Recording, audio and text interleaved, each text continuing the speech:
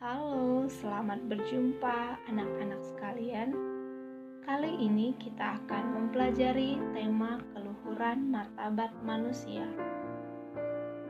Martabat adalah harga atau nilai yang melekat abadi dalam diri setiap orang sejak awal atau sejak dia dilahirkan, yang diberikan Allah Sang Pencipta, sehingga tidak bisa diabaikan dengan alasan apapun.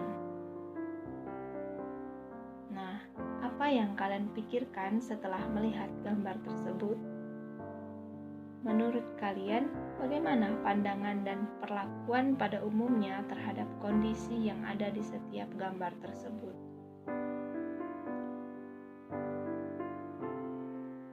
Dari pengalaman hidup sehari-hari, kita dapat mengetahui berbagai bentuk ukuran pandangan masyarakat tentang keluhuran martabat manusia. Ada kecenderungan dalam masyarakat untuk menilai keluhuran martabat seseorang dari hal-hal sebagai berikut. Yang pertama, kekayaan dan harta. Ada sebagian masyarakat menilai seseorang dari kekayaan atau harta yang dimilikinya. Orang yang memiliki kekayaan yang berlimpah dan banyak memberi bantuan kepada masyarakat, pada umumnya mereka akan dihormati atau dihargai. Sedangkan mereka yang miskin, yang hidupnya kekurangan, dipandang sebelah mata. Keberadaannya kurang dihargai, bahkan kehadirannya dianggap mengganggu kenyamanan masyarakat. Yang kedua, kedudukan dan jabatan. Ada sebagian masyarakat yang menghargai seseorang dari kedudukan atau jabatan yang dimilikinya. Semakin tinggi kedudukan atau jabatan yang dimiliki seseorang, akan semakin terpandang keberadaannya di tengah masyarakat. Perhatikan saja ketika seorang pejabat tinggi berkunjung ke suatu daerah. Banyak orang yang berebut hanya sekedar untuk berjabat tangan. Masyarakat akan menghormati mereka yang memiliki kedudukan seperti camat, lurah, atau misalnya dalam suatu perusahaan, seorang direktur yang akan diberikan penghormatan yang lebih dibandingkan dengan petugas kebersihan.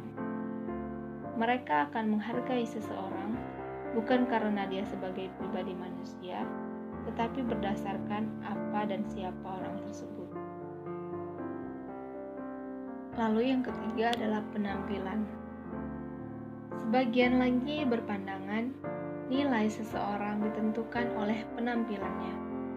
Maka tidak mengherankan kalau sebagian orang berusaha untuk mempercantik penampilannya dengan berbagai macam cara, seperti dengan operasi plastik atau suntik silikon, agar penampilannya semakin menarik dan keberadaannya semakin mendapat pengakuan masyarakat.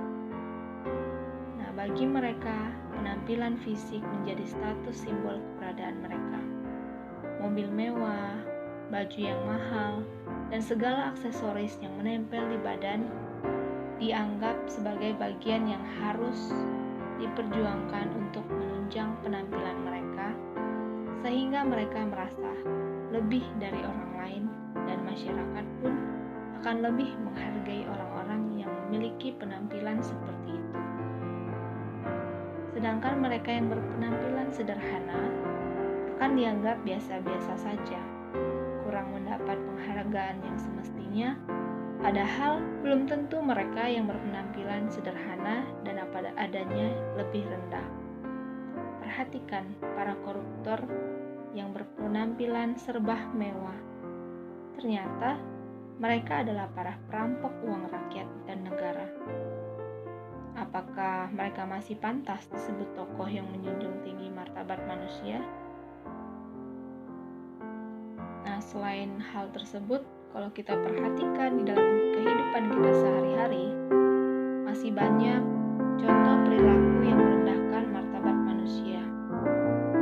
Misalnya, bertindak semena-mena terhadap teman di sekolah karena tidak menuruti keinginannya. Yang kedua, merasa diri paling hebat dan menganggap orang lain lebih rendah. Yang ketiga, memperlakukan pembantu di rumah seperti budak, tenaga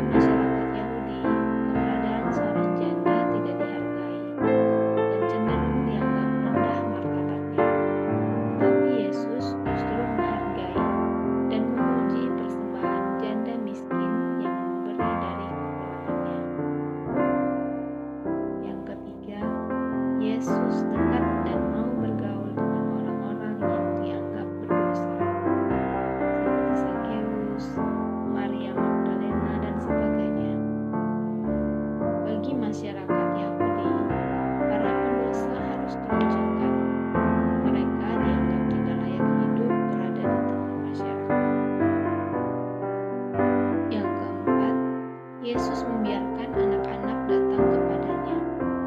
Ketika para murid mencaci maki para orang tua yang membawa anak-anak untuk mohon berkat kepada Yesus, sikap Yesus justru sebaliknya. Ia mengundang anak-anak itu datang mendekat.